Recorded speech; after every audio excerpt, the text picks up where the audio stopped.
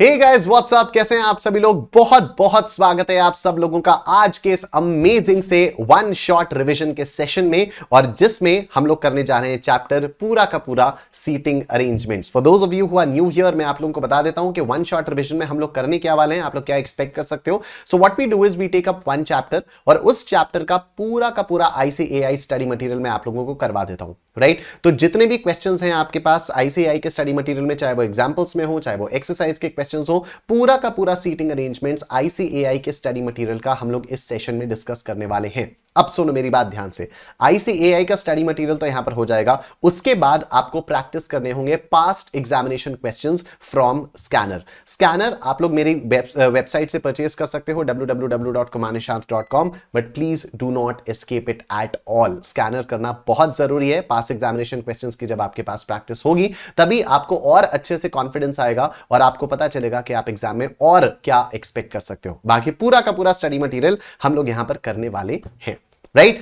For those of you who do not know me, आप लोगों को फटाफट से अपने बारे में बता देता हूं। So this is me. My name is Nishant Kumar. I'm a chartered accountant by qualification and an educator by passion. I've taught thousands of students in the last 7+ years. I'm the co-founder of Ekagrata EduServes. I've been an educator at Unacademy earlier. My Instagram handle is CA Nishant Kumar. I teach mathematics to CA foundation students and intermediate students को मैं taxation पढ़ाता हूं, और मेरी website है www.kumarnishant.com, जहां से आप लोग मेरी बुक स्कैनर परचेज कर सकते हो, जिससे आप additional question, scanner is basically compilation of past examination questions, right. तो स्कैनर में पास्ट एग्जामिनेशन क्वेश्चंस का चैप्टर वाइज कंपाइलेशन होता है। तो जो भी चैप्टर आप यहां से देख रहे हो, जिस भी चैप्टर का आप स्टडी मटेरियल कर रहे हो, आपको उसका स्कैनर जरूर करना है। स्कैनर में कोई ऑप्शन नहीं है कि बस इतना कर लेता हूं इतना कर लेता हूं, वो आपको कंपल्सरीली करना ही करना है, ठीक है। Let's get started with today's session. So once again good evening to each and every one of you. Let's get started. Seating arrangement से हम लोगों को स्टार्ट करना है। देखो क्वेश्चन दिखाता हूं, क्वेश्चन के थ्रू ही हम लोग फिर आगे चलेंगे, ठीक है। तो सीटिंग अरेंजमेंट्स एक्चुअली बहुत ही सिंपल सा चैप्टर है। आप लोगों को मेरी आवाज से भी समझ में आ रहा होगा कि थ्रोट कितना ज्यादा खराब हो रहा है, बट एनीवे हम लोग इसको यहां पर करते हैं, ठीक है। सीटिंग अरेंजमेंट्स में क्या होता है, आप लोग ये वाला क्वेश्चन देखो। देयर आर 5 हाउसेस PQRST, 5 घर है PQRST, ठीक है। P is right of Q and T is left of R and right of P. Q is right of S. Which house is in the middle? ठीक है। यहां पर आपको बताया कि P जो है वो Q के राइट में है, T जो है वो R के लेफ्ट में है और P के राइट में है, Q जो है वो S के राइट में है। बीच में कौन सा घर होगा? अब सीटिंग अरेंजमेंट के क्वेश्चंस को सॉल्व करने की जो एकमात्र ट्रिक है, ठीक है, वो ये है कि आप हमेशा मानोगे कि सबके जो फेसेस हैं वो यहां पर इस साइड है, ठीक है। आप हमेशा मानोगे कि सबके फेसेस इस साइड है। चाहे क्वेश्चन बोले कि फेस नॉर्थ में कर रहे हैं, चाहे क्वेश्चन बोले फेस ईस्ट में कर रहे हैं, चाहे क्वेश्चन बोले फेस वेस्ट में कर रहे हैं, चाहे क्वेश्चन कुछ भी बोलता रहे, आप हमेशा मानोगे कि फेस इनका ऊपर की तरफ रहेगा, ठीक है। अगर इनका फेस ऊपर की तरफ रहेगा तो ये राइट हो जाएगा और ये लेफ्ट हो जाएगा, सिंपल। अगर फेस इनका ऊपर की तरफ रहेगा तो ये वाली चीज राइट हो गई और ये वाली चीज लेफ्ट हो गई। हम हमेशा ये मानते हुए चलेंगे कि फेस इनका ऊपर की तरफ है, ठीक है। देखो there are 5 houses PQRST, P is right of Q। तो P जो है वो Q के राइट साइड में बैठा है। अगर मैं Q को यहां पर बैठाऊं तो Q का फेस हम लोग ये मानेंगे, तो ये Q का राइट है, ठीक है। और यहां पर लिखा है P जो है वो Q के राइट साइड में बैठा हुआ है, तो मैं यहां पर ऐसे कर दूंगा कि P यहां पर आ गया, ठीक है। Q के राइट साइड में P आ गया, ठीक। P के राइट साइड, Q के राइट साइड में P आ गया। उसके बाद T is left of R। T जो है वो R के लेफ्ट में बैठा है। क्या यहां पर हम लोगों को कहीं पर भी R दिखाई दे रहा है? नहीं, यहां पर कहीं पर भी हम लोगों को R तो दिखाई दे नहीं रहा है, तो फिर हम लोग T को R के लेफ्ट में कैसे बैठा सकते हैं? नहीं बैठा सकते। लेकिन फिर यहां पर लिखा है T is to the right of P, T is to the left of R and right of P। P के राइट में बैठा है। क्या P हम लोगों को यहां पर डायग्राम में दिख रहा है? हाँ दिख रहा है। तो क्या P के राइट में हम लोग T को बैठा सकते हैं? बिल्कुल। P का फेस ये होगा, ये P का राइट होगा, यहां पर हम लोगों को T को बैठाना है। ये हम लोगों ने बैठा दिया T को। अब मेरे पास T आ गया और लिखा है T is to the left of R, मतलब T जो है वो R के लेफ्ट में बैठा है। T जो है वो R के लेफ्ट में बैठा है, तो R भाई साहब इधर बैठे होंगे, क्योंकि तभी तो R का फेस ये होगा और R का लेफ्ट ये होगा और R के लेफ्ट में T बैठा हुआ है, ठीक है। T is to the left of R, right, ये भी हो गया। फिर Q is right of S। Q जो है वो S के राइट में बैठा हुआ है। अब देखो Q यहां पर है, अगर Q S के राइट में बैठा हुआ है तो S को मुझे इधर बैठाना पड़ेगा, तभी S का फेस ऐसा आएगा और ये S का राइट होगा, ये एस का राइट होगा और तभी क्यू जो है वो एस के राइट में आ पाएगा। अब मेरे पांचों हाउसेस को मैंने लोकेट कर दिया है। अब अगर पूछा जा रहा है which house is in the middle, तो मैं बहुत आराम से कह सकता हूं कि बीच में कौन सा वाला घर है, बीच में पी हाउस है। ठीक है, अब मैं बहुत आराम से कह सकता हूं कि बीच में पी है। मैं इस पूरे क्वेश्चन को एक बार और समझा दे रहा हूं। ऐसे ही मैं धीरे धीरे 2-3 क्वेश्चंस आप लोगों को और कराऊंगा, उसके बाद फिर हम लोग अपनी स्पीड बढ़ाएंगे। ठीक है, क्योंकि एक बार समझने के लिए थोड़ी सी स्लो स्पीड में मैं आप लोगों को समझाऊंगा। डेफिनेटली एक दो तीन क्वेश्चंस में आप लोगों को स्लोली करवाऊंगा, उसके बाद फिर हम लोग अपनी स्पीड बढ़ाएंगे। ठीक है, देखो, क्योंकि पहले समझ लो ना, अगर पहले समझे ही नहीं और उसके बाद बस कोर्स कंप्लीट करना अपना एम नहीं है। अपना एम है कि हम लोग फास्ट वे में कोर्स को कंप्लीट करें, लेकिन आपको सब कुछ समझ में आना चाहिए। तो I will explain this question once again, I will explain you the technique once again. फिर 2-3 क्वेश्चंस के अंदर अंदर आप लोगों को भी कॉन्फिडेंस आ जाएगा, फिर हमारी स्पीड बढ़ जाएगी। ठीक है, देखो, there are 5 houses, P Q R S T, 5 घर है। P is to the right of Q, P जो है वो Q के राइट में बैठा है। अगर मैं Q को ऐसे बैठा दूं तो ये Q का फेस हो गया, ये Q का राइट हो गया, और Q के राइट में P बैठा हुआ है, यहां मैंने बैठा दिया P को। ठीक है, T is left of R, क्या मेरे डायग्राम में कहीं पर भी R है? नहीं, तो क्या मैं T को बैठा सकता हूं? नहीं।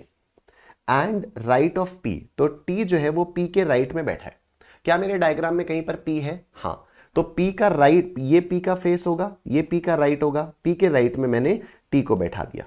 ठीक है, अब यहां पर लिखा हुआ है कि T is to the left of R, T जो है वो R के लेफ्ट में बैठा हुआ है। मैं यहां पर R को बैठा सकता हूं। ठीक है, देखो, मैं R को यहीं पर बैठा सकता हूं ना, और तो मेरे पास ऑप्शन ही नहीं है, क्योंकि तभी R का फेस ये होगा और ये R का लेफ्ट होगा, और T जो है वो R के लेफ्ट में आ जाएगा। ठीक, Q is right of S, Q जो है वो S के राइट में बैठा हुआ है। मेरे पास ये रहा Q, तो S को मुझे इधर ही बैठाना पड़ेगा, तभी S का फेस ऐसे आएगा और ये S का राइट होगा, और S के राइट में मेरे पास Q आएगा। अभी ये आप लोगों को और क्लैरिटी के साथ समझ में आ रहा होगा डायग्राम। ठीक है, अभी ये डायग्राम आप लोगों को और क्लैरिटी के साथ समझ में आ रहा होगा। अब आपसे पूछा है which house is in the middle, बीच में कौन सा हाउस है? तो भाई साहब बीच में है P वाला house. Option A is your answer. ठीक है, option A is your answer, P आपका बीच में है, P is in the middle. ठीक, next question, 5 friends are sitting on a bench, A is to the left of B। ठीक है, अब A जो है वो B के लेफ्ट में है, B इधर ऐसे होगा, ये B का फेस होगा, ये B का लेफ्ट होगा, और B के लेफ्ट में A बैठा है। But on the right of C, तो A जो है वो C के राइट में बैठा है, तो मुझे C को इधर बैठाना पड़ेगा, तभी C का फेस ऐसे आएगा और ये C का राइट होगा, और C के राइट में मेरे पास A आएगा। ठीक, उसके बाद D is to the right of B, D जो है वो B के राइट में बैठा है, ये रहा B, ये B का फेस, ये B का राइट, B के राइट में D बैठा है, but on the left of E, तो D जो है वो E के लेफ्ट में बैठा है, तो E को मुझे इधर बैठाना पड़ेगा, तभी E का फेस ऐसे आएगा और ये E का लेफ्ट होगा, और E के लेफ्ट में मुझे D मिल जाएगा। ठीक है, E के लेफ्ट में मुझे D मिल जाएगा। Who are at the extremes, extremes मतलब कोने कोने पर कौन बैठा है? तो एक कोने पर C बैठा है, एक कोने पर E बैठा है। Option C is your answer. ठीक है, option C is your answer. I hope अब आप लोगों को थोड़ी सी और क्लैरिटी आ रही होगी इस वाले क्वेश्चन में, थोड़ा सा और अच्छे से आप लोगों को समझ में आ गया। वेरी गुड, हर्षिता, रेशमी, रिया, गर्विता, उमे, दुर्गा, वेरी नाइस। ठीक, बहुत बढ़िया। आइए let's move on to the next question. ये रहा आप लोगों के सामने। In a college party 5 girls are sitting in a row, 5 लड़कियां एक रो में बैठी हुई हैं। P is to the left of M, okay, ये M है, M के लेफ्ट में यहां पर P बैठी है, and to the right of O, तो P is sitting to the right of O, तो O को यहां पर बैठाना होगा, ये O का फेस, ये O के राइट में P बैठी है। R is sitting to the right of N, R जो है वो N के राइट में बैठी है। क्या मेरे डायग्राम में कहीं पर भी अभी आपको N दिखाई दे रहा है? नहीं। क्या मेरे डायग्राम में कहीं पर भी आपको R दिखाई दे रहा है? नहीं। तो क्या मैं R is sitting to the right of N information का कुछ भी कर सकता हूं? नहीं।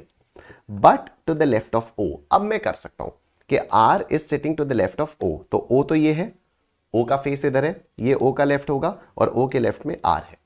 अब यहां पर लिखा है R is sitting to the right of N, R जो है वो N के राइट साइड में बैठी है, तो यहां पर आ जाएगी N के N का फेस ये हुआ, और N के राइट साइड में R बैठी हुई है। Who is sitting in the middle, बीच में कौन बैठी है? बीच में आपके पास O बैठी हुई है। Option A is your answer. I am sure सबको समझ में आ गया, बोलो वेरी नाइस, बहुत बढ़िया। प्रथमेश, रिया, रश्मि, हर्षिता, दुर्गा, भूमि, वेरी गुड, बहुत बढ़िया। ठीक, 5 boys A B C D and E are standing in a row, ठीक है। D is on the right of E, तो ये रहा E, इसके राइट में D। B is on the immediate left of E, B जो है वो E के immediate left में बैठा है, तो ये आ गया आपका B। But on the immediate right of A, तो B जो है वो A के राइट में बैठा हुआ है, तो यहां पर आ जाएगा A के A के राइट में B आ गया। D is on the immediate left of C, तो D is on the immediate left of C, तो यहां पर C आ गया, जिससे इसके इमीडिएट लेफ्ट में D आ जाए। Who is standing on the extreme right, ठीक है, तो यहां पर ये आपको दिया हुआ है D is on the immediate left of C, comma who is standing on the extreme right। कई सारे लोग सोचते हैं कि who is standing on the extreme right है तो ये क्वेश्चन होगा। No, this is not the question. The question is giving you an information. Information क्या दी हुई है? Information ये दी है कि D is on the immediate left of C and C is standing on the extreme right. This is the interpretation of this line. ठीक है कि D is on the immediate left of C, comma who is standing on the extreme right। इसका मतलब C जो है वो extreme right में खड़ा हुआ है और उसके immediate left में D है, ठीक। तो now who is standing in the middle? This is the actual question। तो E, option D is your answer। ठीक है, ऑप्शन डी आपका आंसर हो चुका है। Very nice, perfect. Harshita, Riya, Garvita, Bhumi, Prathamesh, Ume, Rashmi, Manish, very nice, brilliant. Let's move on to the next question. 5 boys A B C D and E are sitting in a row. A is to the right of B, okay, ये रहा B, इसके right में A है, and E is to the left of B, E जो है इसके left में है, but to the right of C, okay, E जो है वो C के राइट में है, तो यहाँ पर C आ जाएगा। A is to the left of D, यहाँ पर D आ जाएगा। Who is second from the left end? Left end से दूसरे नंबर पे कौन है? तो ये लेफ्ट एंड से पहले नंबर पर ये है, दूसरे नंबर पर ये, तीसरे नंबर पर ये, चौथे पर ये और पांचवें पर ये। तो लेफ्ट एंड से दूसरे नंबर पर E है, option C is your answer. ठीक, next. There are 5 different houses A to E in a row. A is to the right of B, तो ये रहा B, इसके राइट में यहाँ पर A है, and E is to the left of C, okay? अब E और C का मैं कुछ कर नहीं सकता, and right of A, okay? तो E is to the left of C and right of A, तो A के राइट में E है, A के राइट में E है और E जो है वो C के लेफ्ट में है, तो यहां पर आ जाएगा C। B is to the right of D, B जो है वो D के राइट में है, तो यहां पर D आ गया। Which of the houses is in the middle? बीच में कौन है? बीच में है A, बीच में है हाउस A। ठीक है, next. 5 friends PQRST are sitting in a row facing north, ठीक है। अब यहां पर मैंने आप लोगों को बताया, चाहे ये फेसिंग नॉर्थ बोल रहा हो, चाहे वेस्ट बोल रहा हो, चाहे ईस्ट बोल रहा हो, इससे कोई मतलब नहीं है। हम हमेशा फेस ऊपर की तरफ ही मानेंगे, हम हमेशा फेस ऊपर की तरफ ही मानेंगे, ठीक है। इत्तेफाक की बात है कि ऊपर ही नॉर्थ भी होता है और इसने ऊपर की तरफ ही बोल दिया, बात एक ही है, कोई बात नहीं, हम सामने ही मानेंगे, ठीक। अब देखो, here S is between T and Q and Q is to the immediate left of R। अब देखो यहां पर जो दिया ना S is between T and Q, तो अब यहां पर दो चीजें पॉसिबल हैं कि T और Q के बीच में S है या फिर Q और T के बीच में S है। बात तो वही है, इन दोनों ही केसेस में ऐसा है कि S is between T and Q, right. अगर आप इधर देखोगे तब भी S जो है वो T और Q के बीच में, अगर आप इधर देखोगे तब भी S जो है वो T और Q के बीच में। इसका मतलब ये हुआ कि ये जो पहली लाइन है ये हमें कोई डेफिनेट अरेंजमेंट नहीं दे पा रही है, ठीक है। ये जो लाइन है ना S is between T and Q, ये हमें कोई डेफिनेट अरेंजमेंट नहीं दे पा रही है। तो हमारी कोशिश हमेशा ये रहती है कि पहले हम वो वाला डायग्राम ड्रॉ करें जिसका हमें डेफिनेट अरेंजमेंट मिल जा रहा है। चांस की बात है, आगे वाले क्वेश्चंस में हम लोग देखेंगे कई सारे क्वेश्चंस में आपको पूरे क्वेश्चंस में डेफिनेट अरेंजमेंट कहीं मिलता ही नहीं है। कोई बात नहीं, वहां पर हम लोगों को गेस वर्क करना होगा। वो गेस वर्क कैसे करना है उसका भी तरीका मैं आप लोगों को बताऊंगा। बट राइट नाउ अभी मैं आप लोगों को ये बता रहा हूं कि यूजुअली हमारे पास डेफिनेट इंफॉर्मेशन वाले स्टेटमेंट्स होते हैं। जैसे अभी तक हम पिछले जितने भी क्वेश्चंस हम लोगों ने किए पिछले 15 मिनट में, उन सभी क्वेश्चंस में हमारे पास डेफिनेट पोजीशंस को लोकेट करने वाले स्टेटमेंट्स थे, लेकिन यहां पर नहीं है। कोई बात नहीं, S is between T and Q, कोई बात नहीं, जाने दो इसको, and Q is to the immediate left of R। बात खत्म हो गई। अब देखो यहां पर डेफिनेट इंफॉर्मेशन मिल गया कि Q जो है वो R के इमीडिएट लेफ्ट में है, यहां पर बनाया R, इसके इमीडिएट लेफ्ट में आ गया Q। एक बार मेरे पास Q आ गया, अब मैं इसको कर सकता हूं S is between T and Q, तो अब यहां पर मैं S और यहां पर मैं T कर सकता हूं, ठीक है। मेरे पास Q की पोजीशन आ गई, ठीक है। अब Q के राइट साइड में तो मैं S को डाल नहीं सकता क्योंकि यहां पर R आ गया, तो मेरे को Q के लेफ्ट साइड में ही S को डालना पड़ेगा और उसके लेफ्ट साइड में T, तो S जो है वो T और Q के बीच में आ जाएगा, ठीक। आगे देखते हैं। P is to the immediate left of T, P जो है वो T के इमीडिएट लेफ्ट में है, ठीक है। ये आ गया P. Who is in the middle, बीच में कौन है, बीच में है S, बीच में है S. Option A is your answer. Next, 5 boys are standing in a row facing east. अब ये ईस्ट की तरफ फेस करके खड़े हैं, कोई बात नहीं, हमें सामने की डायरेक्शन ही माननी है. ठीक है, हमें सामने की डायरेक्शन माननी है, लेकिन सर सामने तो नॉर्थ होता है, कोई बात नहीं. अब सीटिंग अरेंजमेंट्स में जब भी इस टाइप के क्वेश्चंस आएंगे, आप यहां पर कंपास घुमा दोगे. कंपास घुमाने का मतलब क्या हो गया, ये रहा फेस, ये रहा राइट और ये रहा लेफ्ट. अब यहां पर लिखा हुआ है कि दे आर फेसिंग ईस्ट, तो आप इसको मान लोगे ईस्ट, ये आपका हो जाएगा वेस्ट, ये आपका हो जाएगा नॉर्थ और ये आपका हो जाएगा साउथ. मतलब अब इन लोगों के लेफ्ट में नॉर्थ डायरेक्शन है और इन लोगों के राइट में साउथ डायरेक्शन है, क्योंकि ये लोग ईस्ट को फेस करके खड़े हुए हैं. ठीक है, इस वाले तरीके से आपको आगे चलकर क्वेश्चंस को सॉल्व करने में बहुत आसानी होगी. ठीक है, तो ये वाली चीज की अभी से आप लोग दिमाग में प्रैक्टिस करके रखो, दिमाग में सोच कर रखो. फेस आपका हमेशा आप ऊपर की तरफ मानोगे, डायरेक्शन जो भी दी हुई हो आप ऊपर वाली डायरेक्शन वैसे मान लो, उसके अकॉर्डिंगली आप लेफ्ट राइट और बैक वाली डायरेक्शंस आइडेंटिफाई कर लो. बात खत्म. Pavan is to the left of Tavan, Vipin and छवन. तवन, विपिन और छवन के लेफ्ट में पवन है.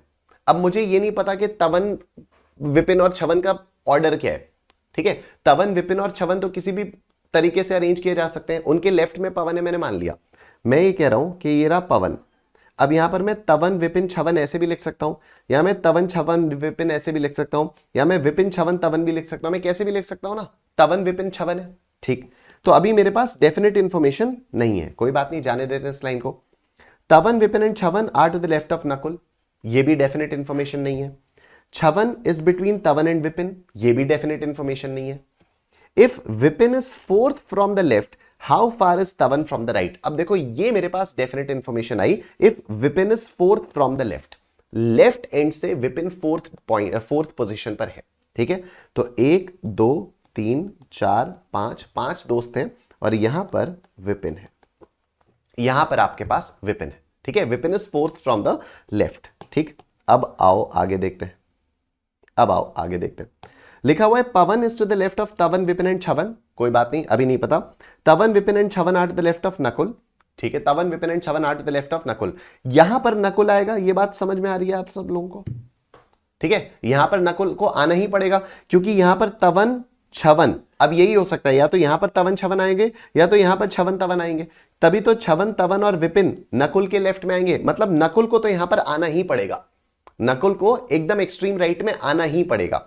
ठीक है, चलो, क्योंकि यहां पर विपिन आ गया ना. अभी तवन और छवन का नहीं पता हम लोगों को, लेकिन ये पता है कि तवन, विपिन और छवन ये तीनों के तीनों नकुल के लेफ्ट में, और विपिन अगर यहां पर है तो राइट में एक ही प्लेस तो बची है. तो राइट में ना तो तवन आ सकता ना तो छवन आ सकता, क्योंकि अगर इन दोनों में से आपने किसी को किया तो नकुल को कहां बैठाओगे. ठीक है, तो ये आ गया Nakul. छवन is between Tavan and Vipin. अब देखो यहां पर बात है तवन और विपिन के बीच में, तवन और विपिन के बीच में आ गया छवन. अब बात क्लियर हो गई. अब यहां पर लिखा हुआ है Pavan is between left of, Pavan is left of Tavan, Vipin, छवन, यहां पर आ गया आपके पास पवन. कोई दिक्कत नहीं हुई, बस सिस्टमैटिकली चलना है, बस आप लोगों को सिस्टमैटिकली चलना है. जो डेफिनेट इंफॉर्मेशन जहां पर मिले आपको पहले वो पकड़नी है. ठीक है, अब Vipin is fourth from the left, how far is तवन फ्रॉम द राइट. तो राइट से तवन कौन सी पोजीशन पर है, 1 2 3 4. Tavan is fourth from the right, Tavan is fourth from the right, Tavan is fourth from the right. ठीक है,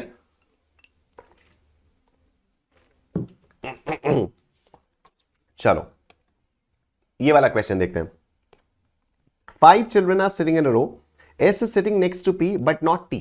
S जो है वो P के बराबर में बैठा हुआ है. ठीक है, अब अगर S P के यहां पर बैठा होगा तब भी हम लोग बोलेंगे कि S is sitting next to P, और अगर S P के यहां पर बैठा होगा तब भी हम लोग बोलेंगे S is sitting next to P. ठीक है, तो यहां पर दोनों ही केसेस में हम लोग बोलेंगे कि S is sitting next to P. Right, तो हम लोगों को अभी तक डेफिनेट इंफॉर्मेशन नहीं मिल पाई है, तो इस लाइन को अभी जाने देंगे. K sitting next to R, K जो है वो R के बराबर में बैठा हुआ है. अब वो बराबर लेफ्ट में बैठा है, राइट में बैठा है, नहीं पता हमें. ठीक है, who is sitting on the extreme left. अब देखो यहां पर हमें एक डेफिनेट इंफॉर्मेशन पता चली है कि R भाई साहब एक्सट्रीम लेफ्ट पर बैठे हैं. ठीक है, क्या लिखा हुआ है, S is sitting next to P but not T. S जो है वो P के बराबर में बैठा है पर T के बराबर में नहीं बैठा. K is sitting next to R, who is sitting on the extreme left. K जो है वो R के बराबर में बैठा हुआ है, R जो है वो एक्सट्रीम लेफ्ट में है। चलो 5 लोग हैं, 1 2 3 4 5, एक्सट्रीम लेफ्ट पर R बैठा है। अब अगर R एक्सट्रीम लेफ्ट पर बैठा है और K उसके बराबर में बैठा हुआ है तो K को इधर ही बैठना पड़ेगा। K के पास और कोई ऑप्शन ही नहीं होगा, K को इधर ही बैठना पड़ेगा। And T is not sitting next to K, ठीक है, यहां पर T नहीं आ सकता, तो T या तो इधर आएगा या तो T इधर आएगा, ठीक है। तो एक काम करते हैं, यहां पर 3 प्लेसेस में और बना लेता हूं। एक बार मैं T को इधर बैठा देता हूं, एक बार मैं T को इधर बैठा देता हूं। लेट्स सी, R और K तो आपके फाइनल है, R और K आपके फाइनल है, ठीक। देखो S is sitting next to P but not T, S जो है वो P के बराबर में बैठा है पर T के बराबर में नहीं बैठा।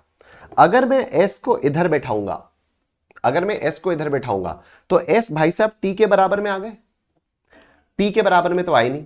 अगर मैं S को इधर बैठाऊंगा तब भी S भाई साहब T के बराबर में आ गए, P के बराबर में तो आई नहीं। तो इस वाले अरेंजमेंट में मैं S को चाहे इधर बैठाऊं चाहे इधर बैठाऊं, मेरे क्वेश्चन की कंडीशन वायलेट हो रही है, क्योंकि S जो है वो T के बराबर में आ जा रहा है और क्वेश्चन ने कहा है S is not sitting next to T, ठीक। तो अब ये जो मेरा पहला वाला था इसको तो मैं हटा देता हूं, ठीक। अब देखो S is sitting next to P but not T, S जो है वो P के बराबर में बैठा है, T के बराबर में नहीं बैठा। तो एक ही चीज पॉसिबल है मेरे पास, इस तरह से करना, ठीक है, कि S P के बराबर में आएगा, T के बराबर में नहीं आएगा। अगर मैं इसको ऐसे कर देता S और P, तो S जो है वो P के बराबर में तो आ जाता, लेकिन वो T के बराबर में भी आ जाता, T के बराबर में आ जाता तो मेरा आंसर गलत हो जाता, ठीक है। तो मैं ये करता S P T, इस तरह से मेरा डायग्राम बनेगा। अब हु इज और are adjacent to S, S के एडजेसेंट, एडजेसेंट मतलब बगल बगल में, तो S के बगल बगल में कौन बैठा है, S के बगल बगल में K और P बैठे हैं। Option A will be your answer, option A will be your answer. लेकिन इस क्वेश्चन में है एम्बिग्युइटी, इस क्वेश्चन में है एम्बिग्युइटी, ठीक है। इस क्वेश्चन में एम्बिग्युइटी ये है कि इंस्टीट्यूट के स्टडी मटेरियल में इसका आंसर दिया हुआ है ऑप्शन डी, इंस्टीट्यूट के स्टडी मटेरियल में इसका आंसर दिया हुआ है ऑप्शन डी, राइट।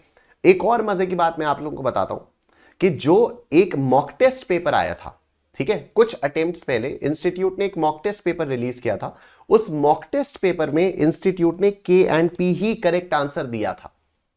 मेरी बात बहुत ध्यान से सुनना, स्टडी मटेरियल में अगर आप देखोगे तो स्टडी मटेरियल में आपका आंसर डी आएगा, as on this date, as of today, ठीक है। हो सकता है अगर कोई ये लेक्चर बाद में देख रहा हो तो स्टडी मटेरियल में चेंज हो गया हो, तो आई एम नॉट श्योर, ठीक है। बिल्कुल ऐसा हो सकता है कि आप ये वाला लेक्चर कभी बाद में देख रहे हो और बाद में फिर आपने देखा कि नहीं मैं एक्सरसाइज 11A का क्वेश्चन नंबर 10 देखता हूं, स्टडी मटेरियल में क्या जवाब है, हो सकता है चेंज हो गया हो, इंस्टीट्यूट ऐसा करता रहता है, ठीक है।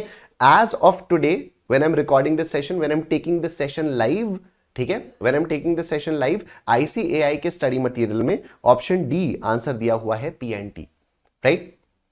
बट कुछ अटेम्प्ट्स पहले ये वाला क्वेश्चन एज इट इज उठ के एक मॉक टेस्ट पेपर में आ गया था और उस मॉक टेस्ट में करेक्ट आंसर ही दिया हुआ था, लेकिन उसके बाद इंस्टीट्यूट ने आपका लेटेस्ट वाला स्टडी मटेरियल निकाला और लेटेस्ट वाले स्टडी मटेरियल में अभी भी गलत आंसर दिया हुआ है, ठीक है, अभी भी गलत आंसर दिया हुआ है। अब आपको क्या करना है, ठीक है, आपको क्या करना है, आप लोग बहुत ध्यान से सुनना मेरी बात।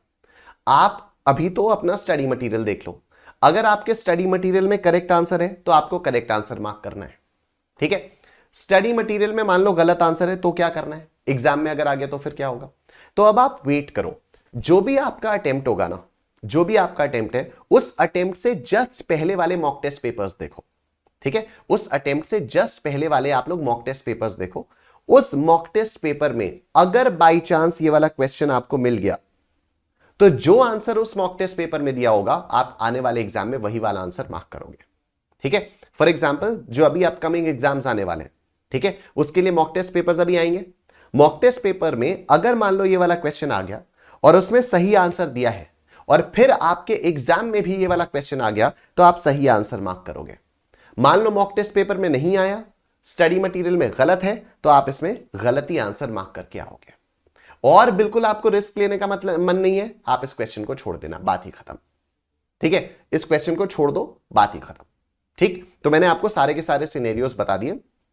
स्टडी मटेरियल में आज की डेट में ये ऑप्शन है, ठीक है, एक पुराने मॉक टेस्ट पेपर में ये ऑप्शन आ चुका है, लेकिन अभी आपका जो लेटेस्ट अटेम्प्ट आने वाला है, उस अटेम्प्ट के लिए जो भी मॉक टेस्ट पेपर है उसमें आप लोग देख लेना, अगर ये वाला क्वेश्चन आता है और उसमें सही हो जाता है तो आप एग्जाम में भी सही आंसर मार्क करके आओगे, अदरवाइज आप गलत आंसर मार्क करके आओगे। ये वाली बात आप सबको समझ में आ रही है?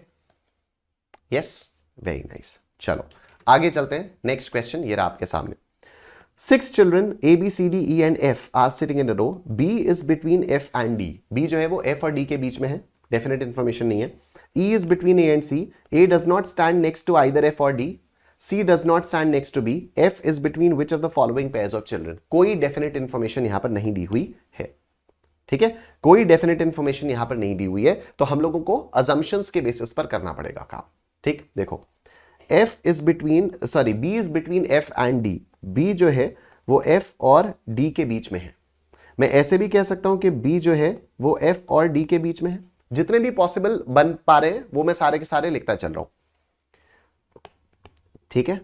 तो ये हो गया B is between F and D, तो B is between F and D, ऐसे भी हो सकता है।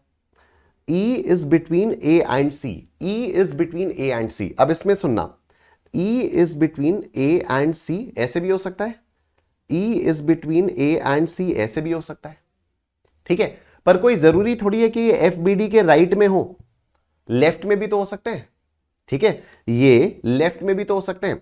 तो ऐसे भी कर सकते हैं कि AEC FBD और CEA FBD, ऐसे भी कर सकते हैं, ठीक है, बिल्कुल ऐसे भी कर सकते हैं। आगे देखो, A does not stand next to either F और D. A जो है वो ना तो F के बराबर में खड़ा होगा ना तो D के बराबर में खड़ा होगा। आओ इधर देखते हैं, इस वाले को अगर देखें तो A जो है वो D के बराबर में खड़ा हुआ है, इसको हटाओ।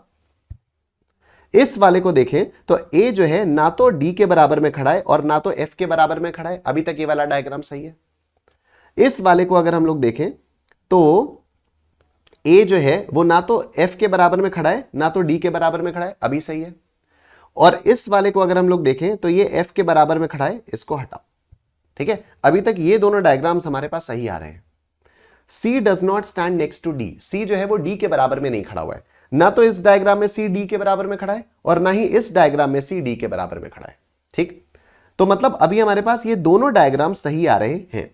F is between which of the following pairs of children? F जो है वो किन दो लोगों के बीच में है, ठीक। अगर आप इस वाले डायग्राम में देखो तो F is between B and C, और अगर आप इस वाले डायग्राम में देखो तो भी F is between B and C, ठीक है। तो option B is your answer.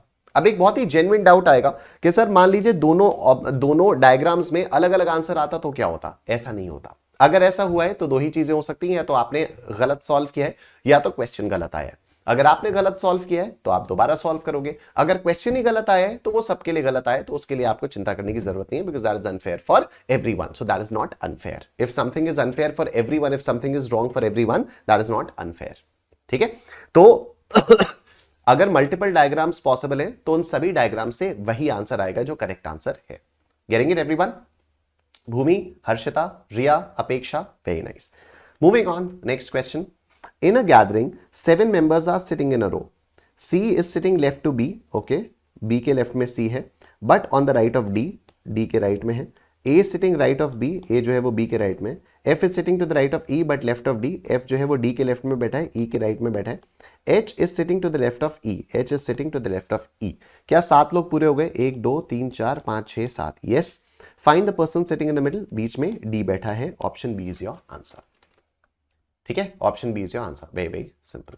Next, a group of 7 singers facing the audience are standing in line in the stage as follows. D is to the right of C, D जो है वो C के right में है। F is standing beside G, पता नहीं। B is to the immediate left of F, पता नहीं। ई is to the immediate left of A, पता नहीं। C and B have one person between E and F. अब obviously यहां पर between E and F नहीं होगा, ये बिटवीन देम होगा। ये एक एम्बिग्यूटी है, बट ये अंडरस्टैंडेबल एम्बिग्यूटी है, ठीक है। और A एंड D, अच्छा C and B have one person between them, तो मैं एक काम कर दूं, यहां पर B कर दूं, ठीक है। मेरे पास एक ऑप्शन ये भी था कि मैं एक जगह यहां छोड़ दूं और यहां पर B कर दूं, आपकी मर्जी, आप दोनों कर दो, ठीक है। तो मैं एक काम करता हूं, ऐसे कर दिया मैंने, C and B have one person between them. तो अब मैं या तो B को इधर डाल दूं तो C और B के बीच में D आ गया, या तो C के लेफ्ट में एक जगह छोड़ के उसके लेफ्ट में B डाल दूं, तब भी C और B के बीच में एक बंदा आ गया। दोनों तरीके से मैंने डायग्राम बना दिया है। फिर लिखा है A and D have one person between them, A और D के बीच में एक बंदा है, ठीक है, अब मेरे पास क्या ऑप्शन है, या तो मैं ऐसे कर दूं A and D have 1% between them, या मैं ऐसे कर दूं B dash C dash D dash A, कि यही वाला डायग्राम है बी डैश सी डी और ए and D have 1% between them ना, तो यहां पर ये किया और यहां पर ए डाल दिया। ये वाला डायग्राम मैंने वैसे ही बनाया, ये बी डैश सी और डी एज इट इज है, डी के राइट साइड में एक जगह छोड़ी और यहां पर कर दिया ए। मैं मल्टीपल डायग्राम्स बना रहा हूं, ठीक है, फिर से बनाते हैं इसको, बिल्कुल चिंता मत करो आप। देखो क्या हुआ है, ये D is to the right of C, D is to the right of C, ये रहा C, इसके राइट में कर दिया D, ठीक है। F is standing beside G, B is to the immediate left of F, E is to the immediate left of A, C and B have 1% between them. C और B के बीच में एक बंदा है, तो या तो मैं B को ऐसे कर दूं, या तो C और D यहां पर थे, ऐसे किया और यहां पर B को कर दिया, ठीक। अब A and D have 1% between them, A और D के बीच में एक बंदा है, तो मैं अगर इस वाले डायग्राम को लूं, तो अब मेरे पास A को बैठाने के लिए क्या क्या जगहें हैं, मेरे पास ए को बैठाने के लिए क्या क्या जगह है, ठीक है। A and D have 1% between them ना, B and C have 1% between them, ठीक है। तो मेरे पास हाँ बी, तो ए को बैठाने के लिए मेरे पास क्या जगह है, ए को या तो मैं इधर बैठा सकता हूं, ए को या तो मैं इधर बैठा सकता हूं, या तो मैं ए को इधर बैठा सकता हूं। तो इसका एक और डायग्राम बना लेते हैं, सी डी बी ए, ठीक है। A and D have 1% between them, A and D have 1% between them. इस वाले डायग्राम को अगर हम लोग देखें तो या तो मैं ए को इधर बैठा सकता हूं, या तो मैं एक जगह छोड़ के ए को इधर बैठा सकता हूं, यही बात है। तो इसके लिए एक और डायग्राम बना लेते हैं, B dash C D dash A. इतने डायग्राम्स पॉसिबल हैं, आओ देखो अब। D is to the right of C, D जो है वो C के राइट में, D जो है वो C के राइट में, ठीक है, ये तो बात हो गई। F is standing beside G, पता नहीं। B is to the immediate left of F, B जो है वो F के इमीडिएट लेफ्ट में है। मेरे को एक बात बताओ, क्या मैं इस वाले डायग्राम से यहां पर F डाल के B को F के इमीडिएट लेफ्ट में डाल सकता हूं? बिल्कुल डाल सकता हूं। क्या मैं इस वाले डायग्राम में B को F के इमीडिएट लेफ्ट में डाल सकता हूं? नहीं, बेकार हो गया। क्या मैं इस वाले डायग्राम में B को F के इमीडिएट लेफ्ट में डाल सकता हूं? नहीं, बेकार हो गया। क्या मैं इस वाले डायग्राम में B को F के इमीडिएट लेफ्ट में डाल सकता हूं? बिल्कुल डाल सकता हूं, ये डाल दिया, ठीक। दो डायग्राम्स मेरे एलिमिनेट हो गए। आगे देखो, E is to the immediate left of A, E जो है वो A के इमीडिएट लेफ्ट में है। क्या मैं इस वाले डायग्राम में E को A के इमीडिएट लेफ्ट में डाल सकता हूं? बिल्कुल डाल सकता हूं, डाल दिया। क्या मैं इस वाले डायग्राम में E को A के इमीडिएट लेफ्ट में डाल सकता हूं? बिल्कुल डाल सकता हूं, डाल दिया। आगे देखो, बस C and B have 1% between them, A and B have 1% between them, बात खत्म। अच्छा, कुछ चीजें और भी तो बची हैं। D is to the right of C हो गया। F is standing besides G, F जो है वो G के बराबर में खड़ा हुआ है, F जो है वो G के बराबर में खड़ा हुआ है। क्या मैं इस वाले डायग्राम में F को G के बराबर में खड़ा कर सकता हूं? यस, ये मैंने F को G के बराबर में खड़ा कर दिया। क्या मैं इस वाले डायग्राम में F को G के बराबर में खड़ा कर सकता हूं? नहीं, ठीक है, क्योंकि F के लेफ्ट में B बैठा हुआ है, राइट में C बैठा है। F को मैं G के बराबर में खड़ा ही नहीं कर सकता। ये वाला डायग्राम भी मेरा एलिमिनेट हो गया है। एक डायग्राम मेरे पास बचकर आता है। सारी कंडीशंस एक बार हम लोग फिर से देख लेते हैं। D is to the right of C, D जो है वो C के राइट में है। F is standing beside G, F G के बराबर में है। B is to the immediate left of F, B जो है वो F के इमीडिएट लेफ्ट में है। E is to the immediate left of A, E जो है वो A के इमीडिएट लेफ्ट में है। C and B have 1% between them, C और B के बीच में एक बंदा है। A and D have 1% between them, A और D के बीच में एक बंदा है। सारी की सारी कंडीशंस आपकी करेक्टली फुलफिल हो गई हैं। Who is second extreme right, who is on the second extreme right? Extreme right पे G है और सेकंड एक्सट्रीम राइट पर F बैठा हुआ है। Option B is your answer, ठीक है, option B is your answer. I hope ये वाली बात आप सब लोगों को समझ में आ गई है। Bhumi, Harshita, Prathamesh, very very nice. Next, a group of 7 singers, same question है। If we start counting from the left on which number is B, तो लेफ्ट से बी कौन से नंबर पे बैठा हुआ है? तो 1 2 3 4 5, बी जो है वो 5वें नंबर पर बैठा हुआ है लेफ्ट से। Fifth, option D is your answer.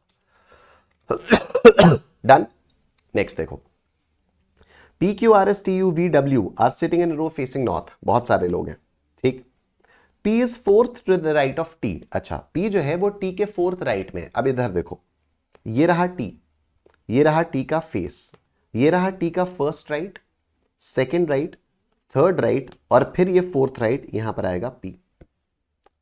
ठीक है, इस तरह से आप फोर्थ राइट या फोर्थ लेफ्ट कैलकुलेट करते हो फ्रॉम अ पर्सन, ठीक है। टी का this will be first right, this will be second right, this will be third right and this will be fourth right, ठीक है। तो P is fourth to the right of P के लिए आपको इस तरह से अपनी कैलकुलेशन करनी होगी। W is fourth to the left of S, W जो है वो S के फोर्थ लेफ्ट में है। अभी मेरे पास S तो है नहीं तो मैं W को नहीं देख सकता।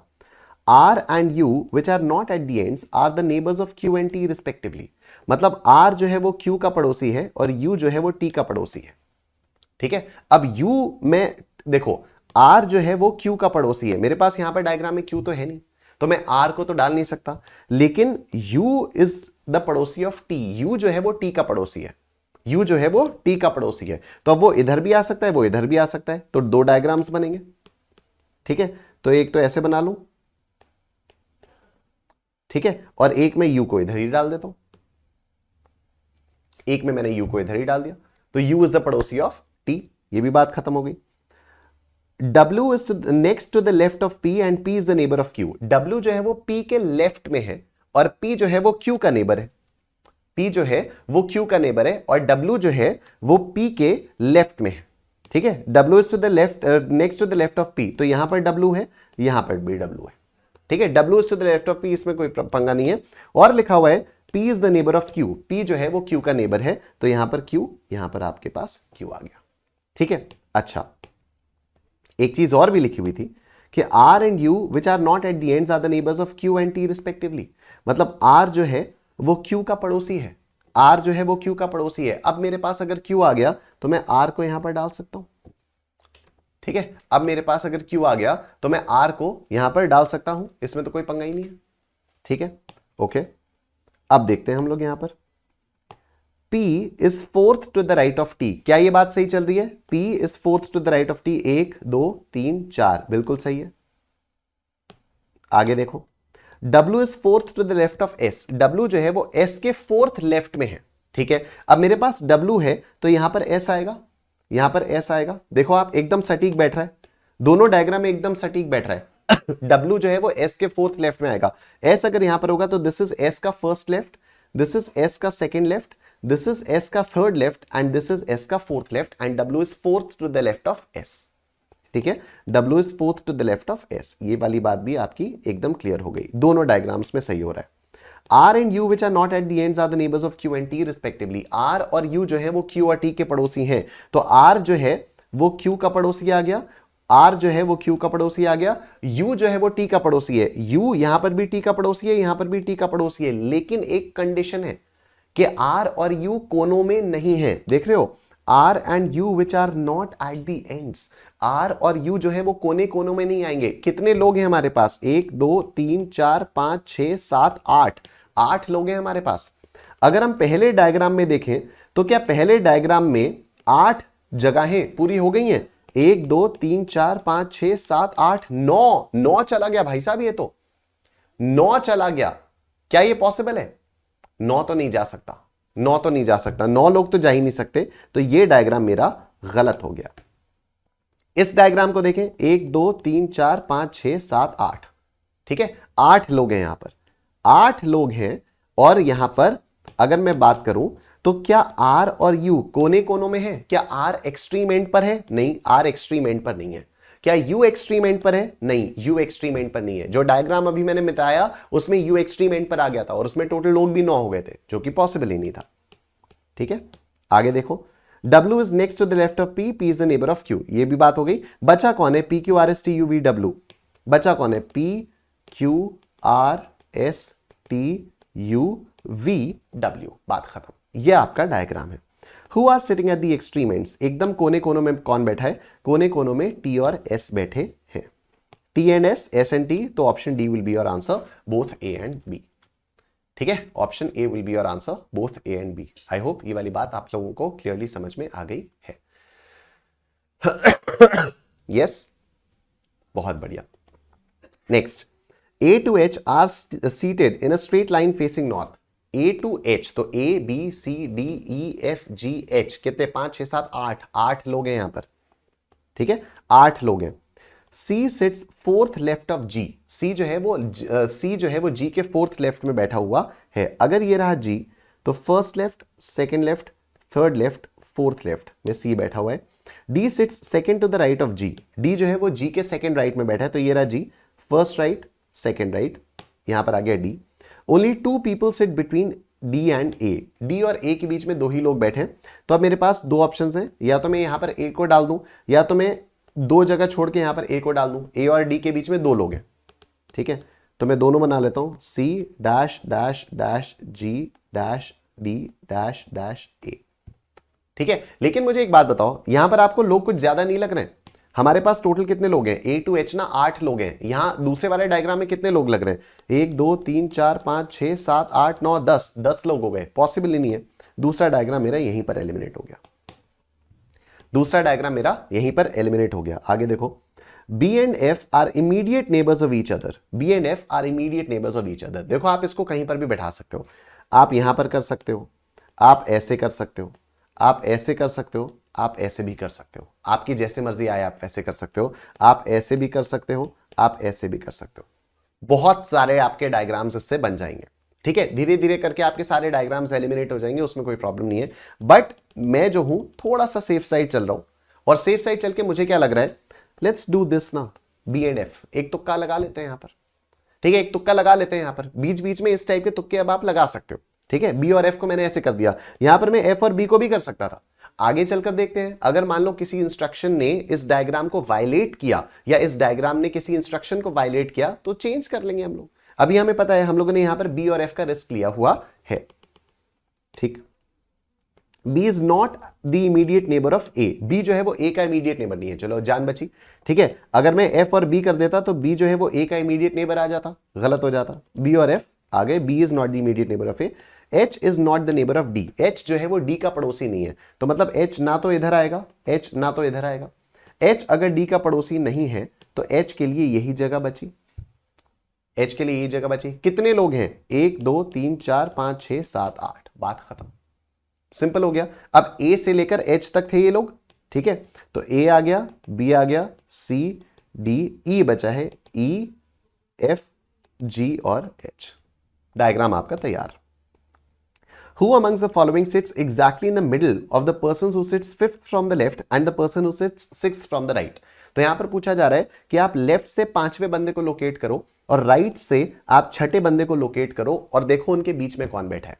तो लेफ्ट से पांचवा बंदा कौन होगा, 1 2 3 4 5, लेफ्ट से पांचवा बंदा ये हुआ। राइट से छठा बंदा कौन होगा, 1 2 3 4 5 6, राइट से छठा बंदा ये हुआ, राइट से छठा बंदा ये हुआ, लेफ्ट से पांचवा बंदा ये हुआ। इनके बीच में कौन बैठा है, इनके बीच में एफ बैठा हुआ है। Option D is your answer, ठीक है, इनके बीच में एफ बैठा हुआ है। डन।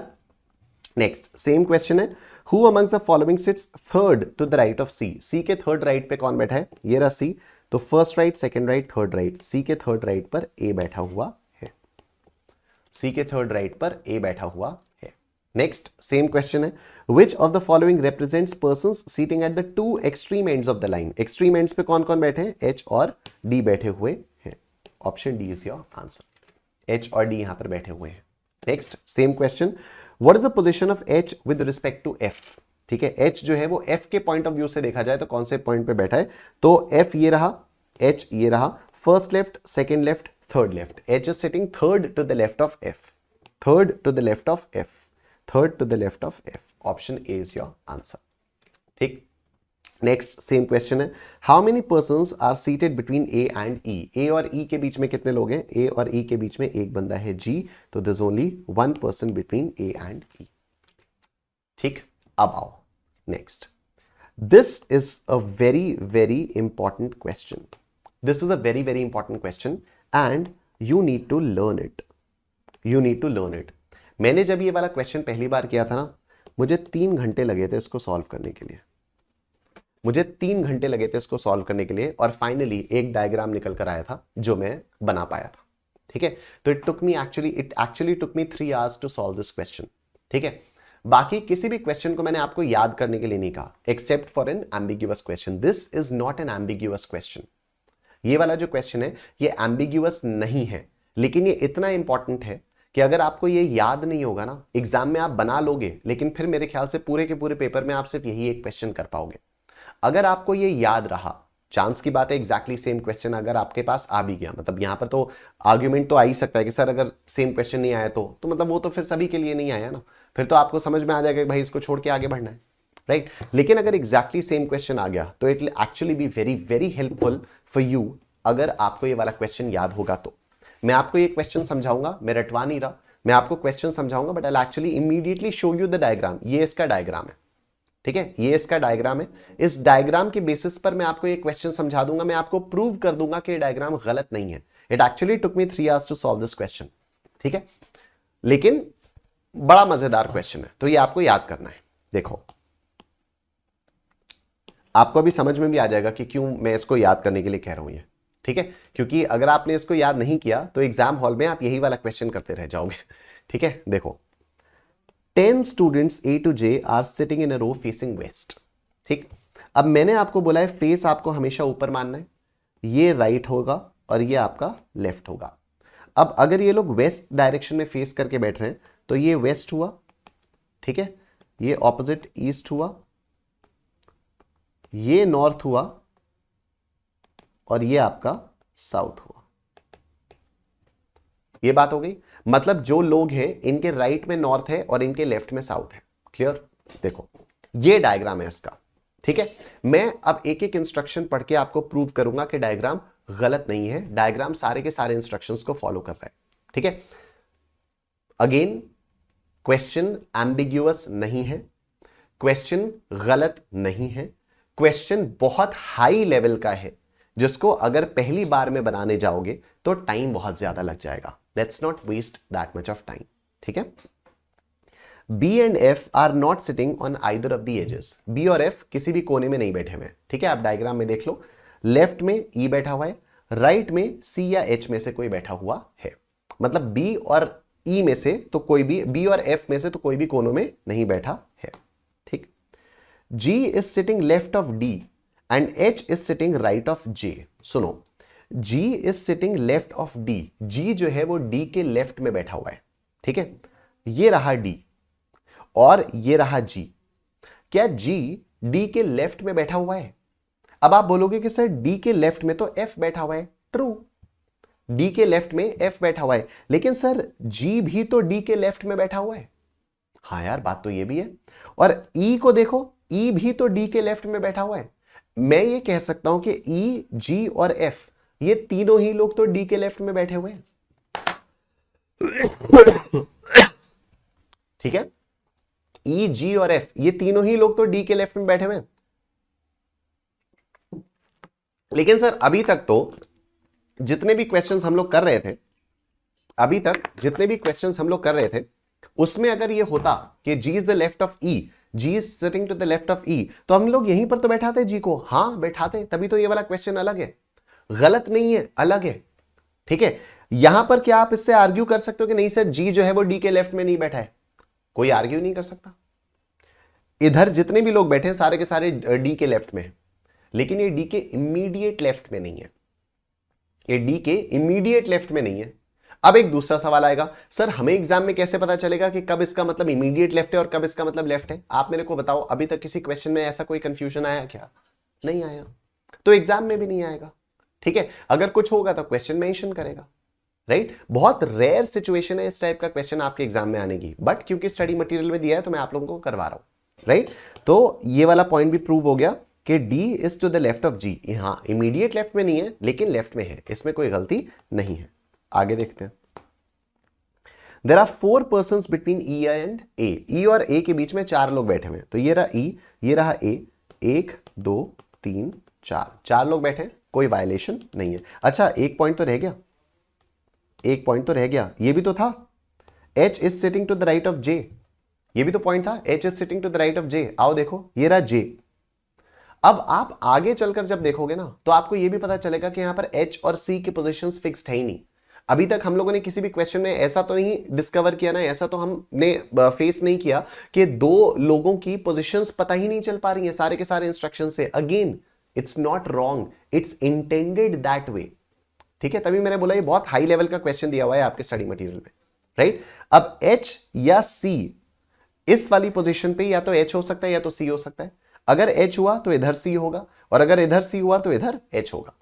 ठीक है, ये आपको इवेंचुअली समझ में आएगा कि H और C के पोजीशंस फिक्स्ड है ही नहीं, पता ही नहीं चल पा रहा है। सारे के सारे इंस्ट्रक्शंस पढ़ने के बाद भी पता ही नहीं चल पा रहा है कि H और C कहां कहां बैठेंगे।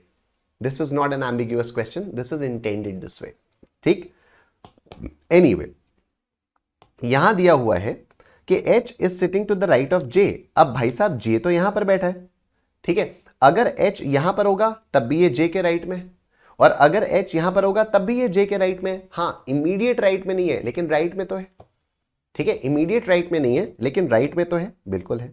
चलो आगे देखते हैं। I is north of B। I जो है वो B के नॉर्थ में बैठा हुआ है।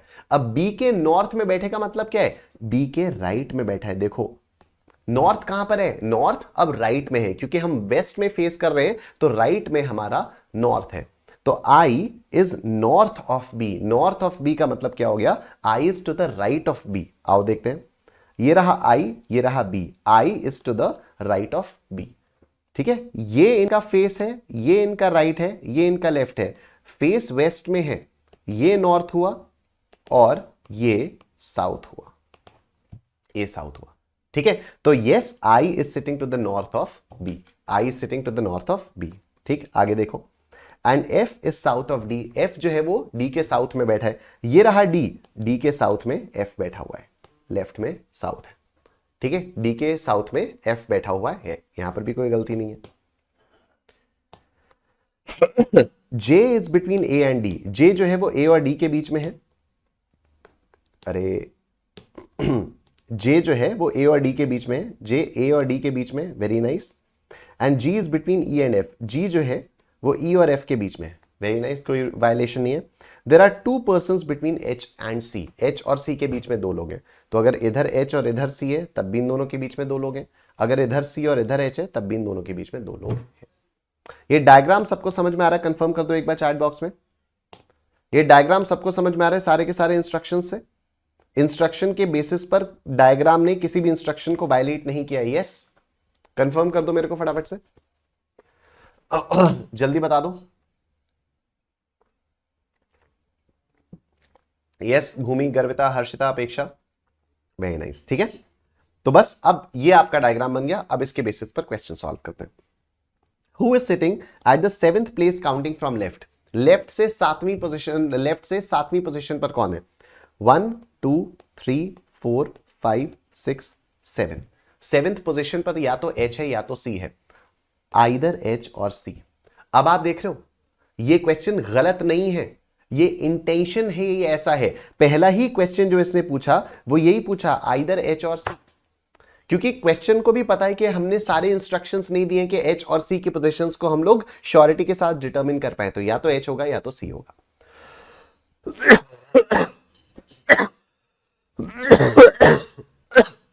ठीक, नेक्स्ट।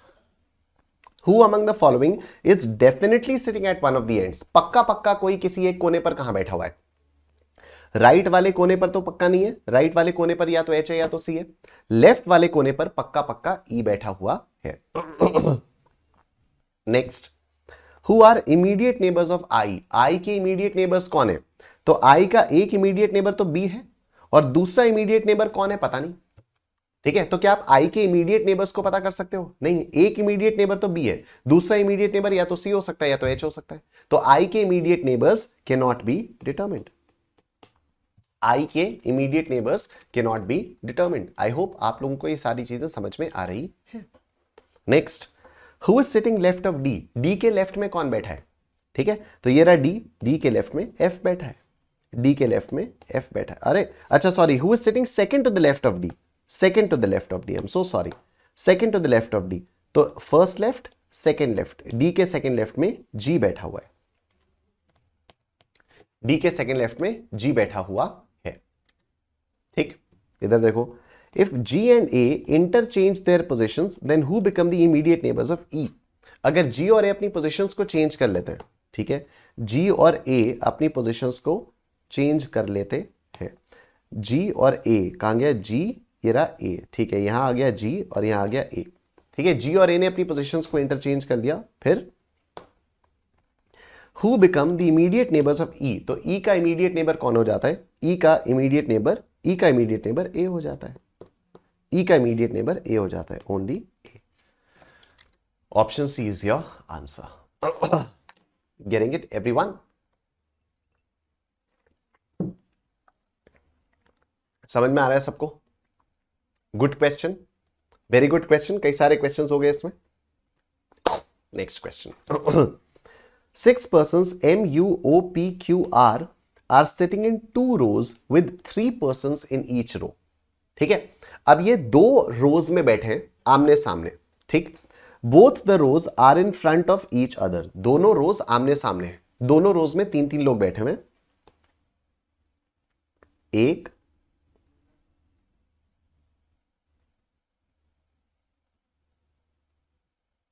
अरे ये डुप्लीकेट नहीं होता क्या, चलो, 2,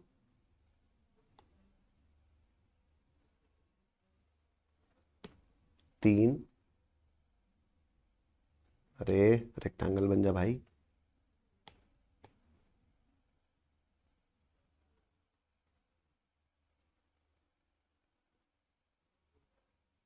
3,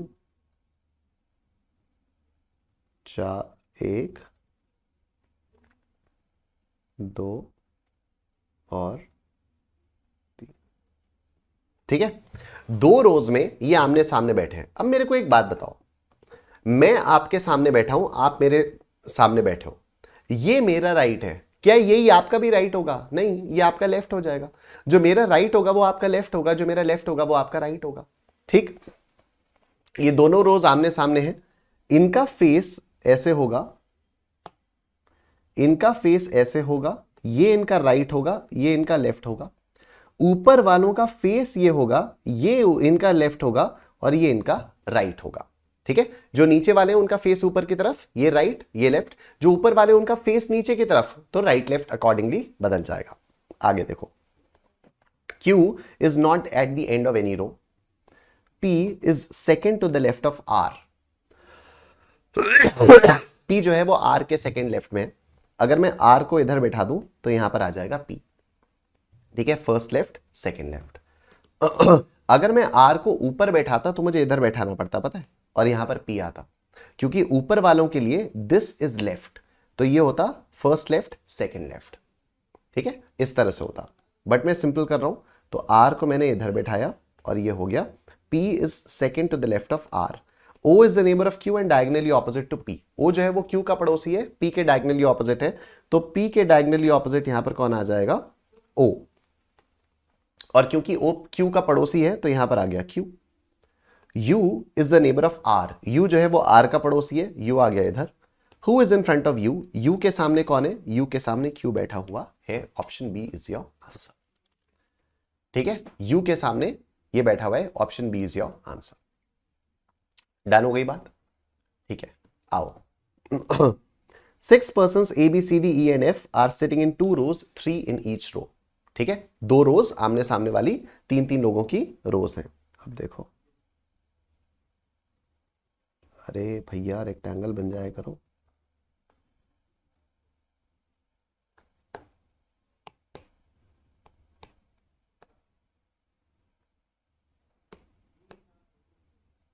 ये बन गया रेक्टेंगल, ठीक।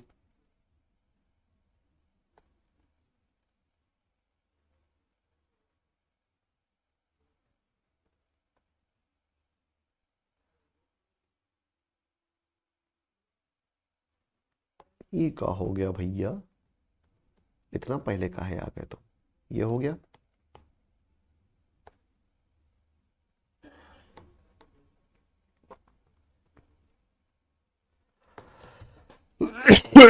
ये 3 लोग हो गए आमने सामने।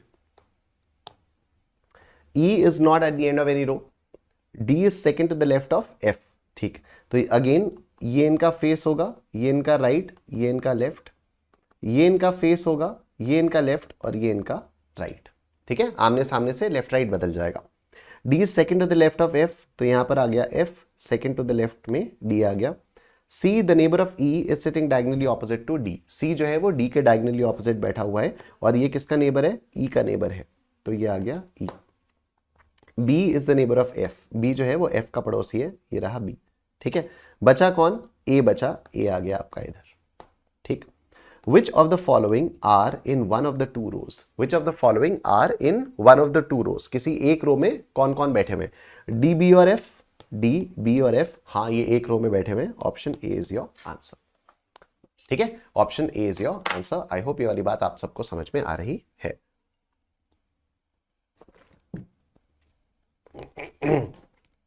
नेक्स्ट इधर देखो, 8 persons P to W are sitting in front of one another in 2 rows. Each row has 4 persons. अब 4 लोगों की रोज है। ठीक,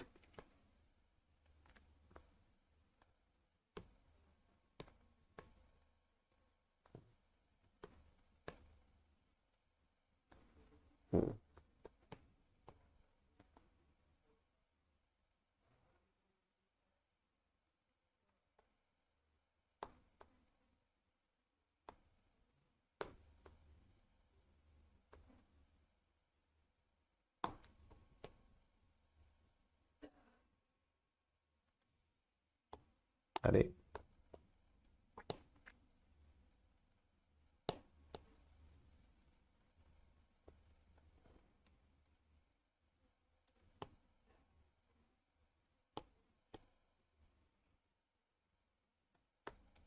ठीक,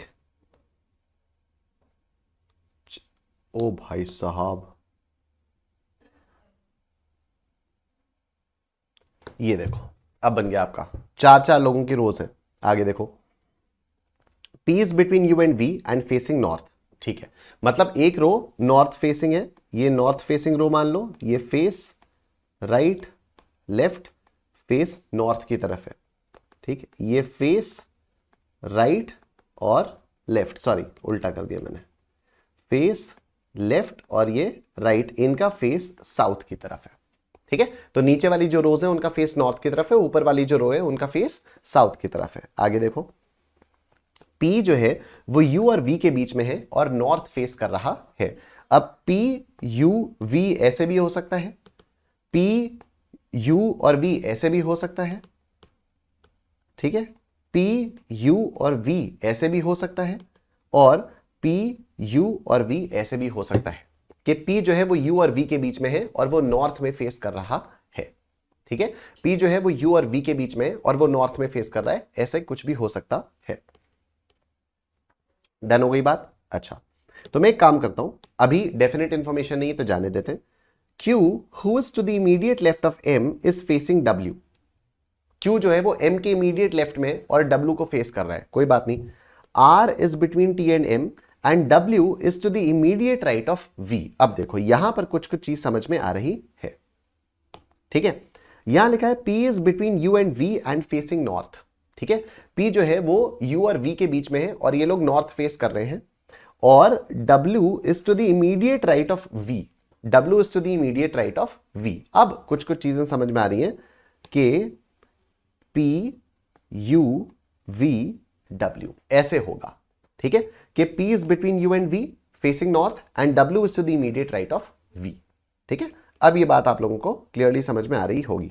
नेक्स्ट देखो, Q who is to the immediate left of M is facing W. Q जो है वो W को फेस कर रहा है, Q जो है वो W को फेस कर रहा है और ये M के इमीडिएट लेफ्ट में है, तो M इधर आएगा। ठीक है, M के इमीडिएट लेफ्ट में Q आ गया। ध्यान देना, ये Q जो है वो M के इमीडिएट लेफ्ट में है, राइट में नहीं है। ऊपर वाली रो में इधर लेफ्ट है। ठीक है, ऊपर वाली रो में ये लेफ्ट है, तो Q जो है वो M के इमीडिएट लेफ्ट में है, राइट में नहीं है। आगे देखो, R is between T and M. R जो है वो T और M के बीच में है, तो R इधर आ जाएगा, T इधर आ जाएगा, बन गया अपना डायग्राम। आगे, Who is sitting in front of R? R के एकदम सामने कौन बैठा है? R के सामने P बैठा हुआ है। Option D is your answer. ठीक है, option D is your answer. Next, same question है, who is to the immediate right of R, R के इमीडिएट राइट में कौन बैठा है? देखो ये आर का लेफ्ट है और ये आर का राइट है, आर के इमीडिएट राइट में टी बैठा हुआ है, ठीक है, आर के इमीडिएट राइट में टी बैठा हुआ है। देखो ऊपर वाली रो का ये राइट है, तो आर के इमीडिएट राइट में टी बैठा हुआ है, तो आर के इमीडिएट राइट में टी बैठा हुआ है, तो ये आ जाएगा आपका नन, ठीक है, it's either M, U, M और टी और नन, तो ये आपका आ जाएगा none. Option D will be your answer. Next same question है, in which of the following pairs persons are sitting in front of each other? M V, क्या M और वी आमने सामने बैठे? हाँ, एम और वी आमने सामने बैठे हुए हैं, तो yes, option A will be your answer, ठीक है, ऑप्शन ए आपका आंसर आ गया है। डन हो गई बात? आओ, 5 senior citizens are living in a multi-storied building. Mr. Muan lives in a flat above Mr. Ashokan. ठीक है, अभी तक हम हॉरिजॉन्टल अरेंजमेंट्स के बारे में बात कर रहे थे, अब हम वर्टिकल अरेंजमेंट्स के बारे में बात करने जा रहे हैं, ठीक है। तो ये 5 सीनियर सिटीजंस हैं, मल्टी स्टोरीड बिल्डिंग में रहते हैं, एक के ऊपर एक रहते हैं, ठीक, कोई दिक्कत नहीं है। Muan lives in a flat above mister Ashokan, तो ये रहा अशोकन का फ्लैट, उसके ऊपर है मुआन का flat. Mister Lokesh in a flat below mister Gaurav, Gaurav का तो मालूम नहीं है हमें। Ashokan lives in a flat above mister Gaurav, Ashokan जो है वो गौरव के ऊपर रहता है, ये रहा गौरव, अशोकन गौरव के ऊपर आ गया। लोकेश जो है वो गौरव के नीचे रहता है, ये आ गया लोकेश, ठीक। Rakesh lives in a flat below mister Lokesh, Rakesh जो है वो लोकेश के नीचे रहता है, ठीक। Who lives in the topmost flat? Topmost flat पे कौन रहता है? मुआन रहता है। Option C is your answer, very very simple, ठीक है, ऑप्शन सी आपका आंसर आ गया, तो this is very simple. Next, 5 boys A1, A2, A3, A4 and A5 are sitting in stairs in the following way, ठीक। A5 is above A1, सीढ़ियों पर बैठे हैं ये लोग, ठीक है, तो सीढ़ियों पर बैठे हैं, तो ऐसे बैठा दूं,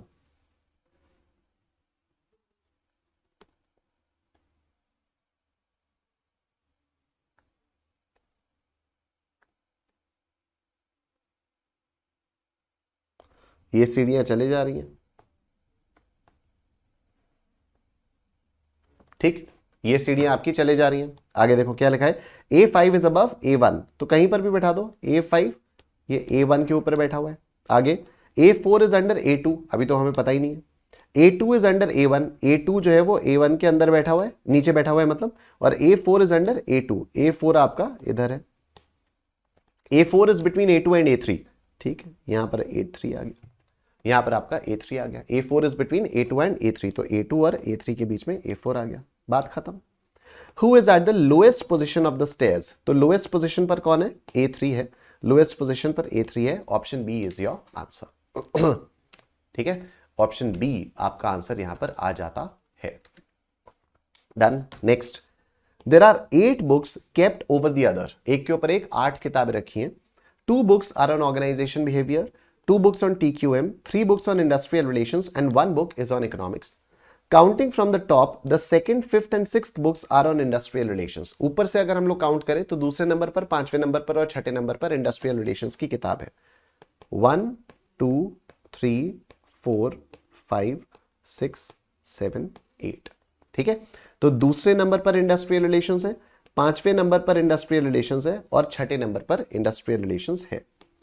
2 books on industrial relations are between 2 books on TQM. ये जो 2 किताबें इंडस्ट्रियल रिलेशंस के बीच में है, ये 2 TQM की किताबों के बीच में है, यानी यहां पर TQM होगा और यहां पर TQM होगा। आगे देखते हैं, 1 book on industrial relations is between 2 books on organizational behavior. तो ये जो एक किताब इंडस्ट्रियल रिलेशंस की है, ये 2 ऑर्गेनाइजेशनल बिहेवियर की किताबों के बीच में है, मतलब यहां पर ऑर्गेनाइजेशनल बिहेवियर होगा और यहां पर भी ऑर्गेनाइजेशनल बिहेवियर होगा। While the book above the book of economics is a book of TQM. Economics के ऊपर एक TQM की किताब है, तो अब इकोनॉमिक्स के लिए एक ही जगह बचती है यहां पर, ठीक है, और हां इसके ऊपर TQM की किताब है। Which book is the last book from the top? तो टॉप से आखिरी पोजीशन पर कौन सी बुक होगी? आखिरी पोजीशन पर इकोनॉमिक्स की किताब हो जाएगी, option A is your answer. Done. Durga, अपेक्षा, very nice, option A is your answer. Prathamesh, very good, very very nice.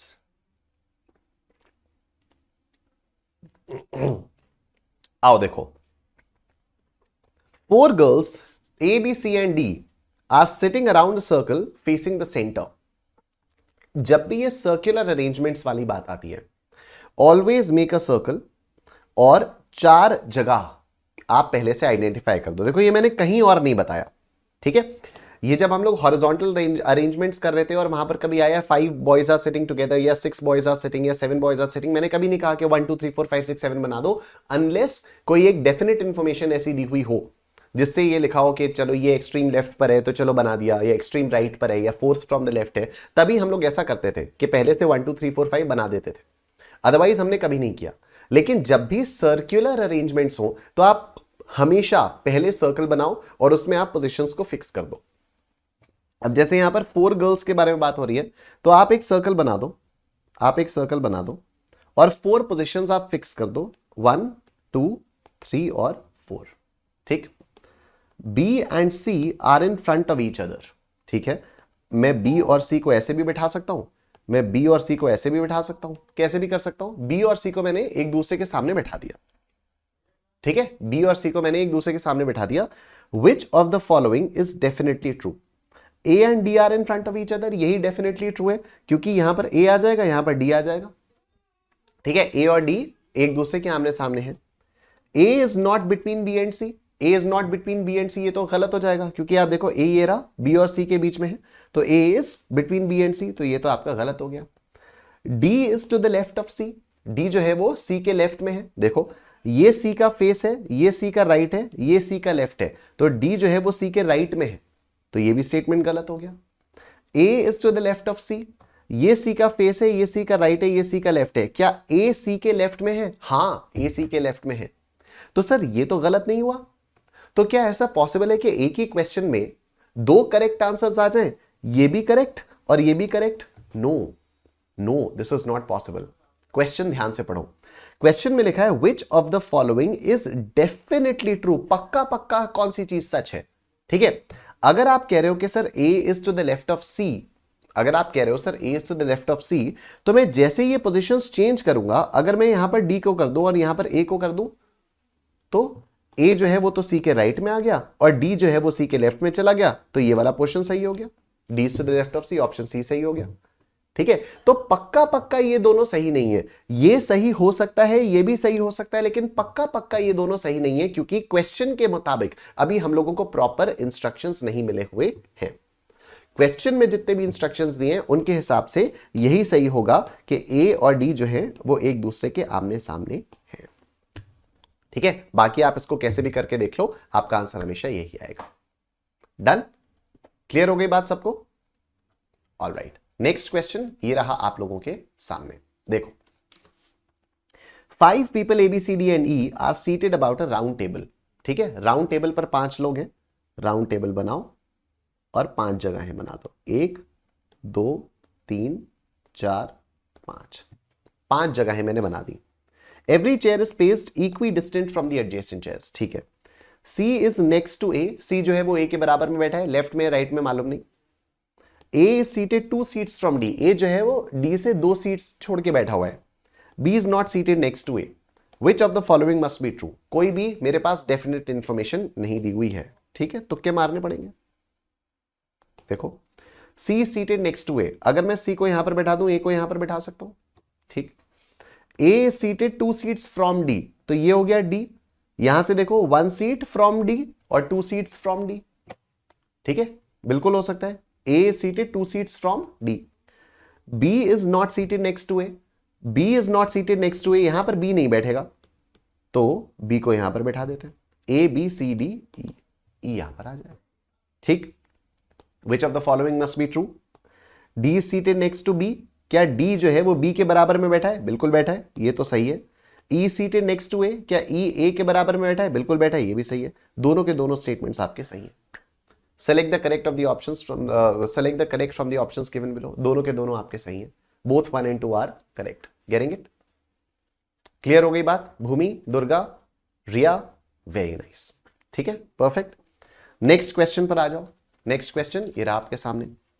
4 ladies A, B, C and D and 4 gentlemen E, F, G and H are sitting in a circle around a table facing each other. ठीक है, अब ये 8 लोग हैं, 8 लोग एक दूसरे की तरफ फेस करके बैठे हुए हैं सर्कल पे। 1 2 3 4 5 6 7 8। ठीक, आगे देखो, नो टू लेडीज और gentleman are sitting side by side. Okay, C who is sitting between G and E is facing D। C जो है वो G और E के बीच में बैठा है, D को फेस कर रहा है।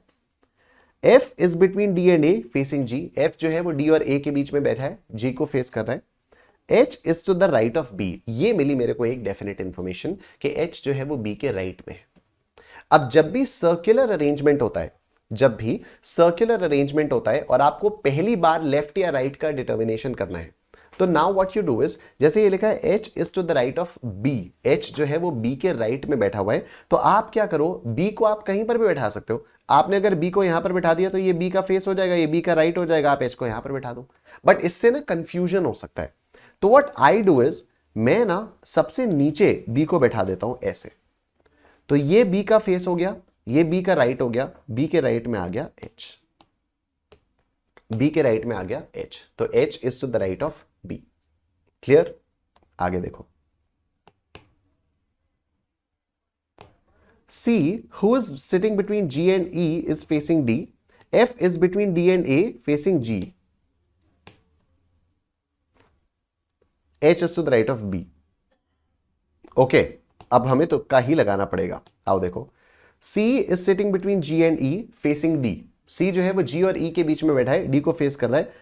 C को यहां पर बैठा देते हैं, G और E के बीच में यहां पर बैठा देते हैं, और C D को फेस कर रहा है तो यहां पर D को बैठा देते हैं। ठीक है, ये C का फेस, ये D का फेस, राइट। तो C sitting between G and E facing D, तुक्का लगाना पड़ेगा, कोई और डेफिनेट इंफॉर्मेशन दी ही नहीं है। F is between D and A facing G। F जो है वो D और A के बीच में है, ये रहा D, यहां पर डालो A को, ये रहा F।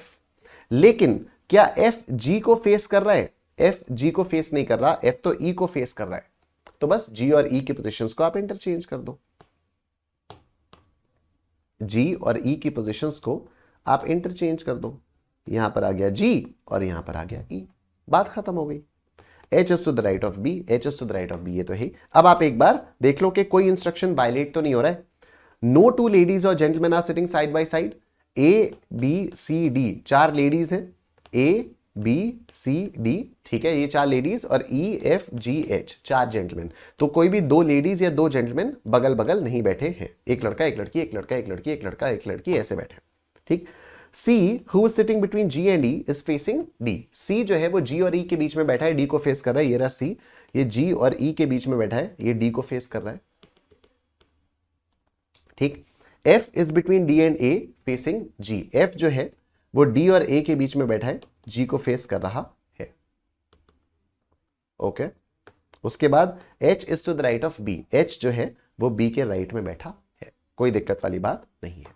ठीक, Who is sitting left of A? A के लेफ्ट में कौन बैठा है? देखो, ये रहा A का फेस, ये रहा A का राइट, और ये रहा A का लेफ्ट। हमसे क्या पूछा है? A के लेफ्ट में कौन बैठा है? A के लेफ्ट में F बैठा हुआ है। Option B will be your answer. ठीक है, option B will be your answer. आगे देखो, नेक्स्ट क्वेश्चन, सेम क्वेश्चन है, ठीक है, सेम क्वेश्चन है। Let's see, E is facing whom? E किसको फेस कर रहा है? E फेस कर रहा है H को, E फेस कर रहा है H को, तो option D will be your answer. ठीक, next, who is immediate neighbour of B? B के इमीडिएट नेबर्स कौन है? बी के इमीडिएट नेबर्स G और H है, बी के इमीडिएट नेबर्स G और H है, option A will be your answer. ठीक है, ऑप्शन ए आपका आंसर हो जाता है। Done this question. Next example 10 पर आओ। 8 persons A B C D E F G and H, 8 persons A B C D E F G and H are sitting around a circle as given in the figure, are sitting around the circle as given in the figure। ठीक, they are facing the direction opposite to the center। ठीक है, जब भी question में कुछ mention नहीं होता है तो हम हमेशा मानते हैं कि they are facing towards the centre. यहां पर स्पेसिफिकली क्वेश्चन ने दिया हुआ है कि they are facing opposite to the centre, मतलब ए का फेस ये है, बी का फेस ये है, सी का फेस ये है, डी का फेस ये है, ई का फेस ये है, एफ का फेस ये है, जी का फेस ये है, एच का फेस ये है। ठीक है, if they move up to 3 places anti clockwise, अगर इनको 3 प्लेसेस एंटी क्लॉकवाइज घुमा दिया जाए तो फिर क्या होगा? B will face west. देखें, बी 1 2 3, बी इधर आ जाएगा and yes it will face west. तो option A will be your answer. Option A आपका आंसर हो जाएगा। ठीक है, ऑप्शंस ट्राई करने, ऑप्शंस एक एक ऑप्शन पढ़ा, उसके बाद देखा कि क्या वो सही हो रहा है। हाँ, ऑप्शन ए से आपका आंसर आ जा रहा है। ठीक है, चलो next. 8 friends A B C D E F G and H are sitting in a circle facing the center, not necessarily in the same order। अब देखो यहां पर नहीं दिया हुआ है कि फेसिंग कहां पर है, तो फेस हमेशा सेंटर ही मानेंगे। D sits third to the left of A, D जो है वो A के थर्ड लेफ्ट में बैठा हुआ है। चलो सर्कल वाला क्वेश्चन है, तो पहले हम लोग एक सर्कल बनाते हैं, 8 पोजिशंस बनाते हैं, 1 2 3 4 5 6 7 8। ठीक है, अब यहां पर दिया हुआ है D sits third to the left of A, तो मैंने आपको बताया सबसे नीचे बैठाओ। ठीक है, इससे लेफ्ट राइट में आसानी होती है। तो this is first left, this is second left, this is third left, third left में D को बैठा दिया है। ठीक है, D sits third to the left of A, E sits to the immediate right of A, E जो है वो A के immediate right में आ गया। B is third to the left of D, B जो है वो D के थर्ड लेफ्ट में है। ये रहा D का फेस, ये रहा D का राइट, ये रहा D का left. First left, second left, third left. ठीक है, और थर्ड लेफ्ट पर कौन बैठा है? थर्ड लेफ्ट पर बैठा हुआ है बी, यहां पर आ जाएगा बी, ये आ गया बी। ठीक है, third to the left of D. आगे G is second to the right of B. ठीक है, ये रहा बी का फेस, ये रहा बी का right, first left, second left, second left पर आपको बैठाना है जी को, रहा जी। C is the neighbour of B, C जो है वो B का पड़ोसी है, A की जगह बची है, ये आ गया। C is third to the left of H। ठीक है, C जो है वो H के थर्ड लेफ्ट में है। अब अगर मैं H को इधर करता हूं तो ये H का फेस होगा, ये H का लेफ्ट होगा, first left, second left, third left, C is sitting third to the left of H, तो H मेरा यहां पर आएगा। ठीक है, H आपका इधर आ जाएगा। कितने लोग थे? A से लेकर H तक थे, A B C D E F, F बचा, F आ गया आपका इधर। नाउ ये आपका डायग्राम बनकर आ गया है। Who amongst the following is sitting exactly between F and D? F और D के बीच में कौन बैठा है? H बैठा है। Option C is your answer. ठीक है, ऑप्शन सी यहां पर आपका आंसर आ गया है। नेक्स्ट क्वेश्चन सेम है। 3 of the following 4 are alike in a certain way based on the information given above and so they form a group which does not belong to the group। ठीक है, इनमें से option A B C और D में से 3 एक जैसे से हैं, एक बाहर का है, तो आपको odd one out find out करना है बेसिकली।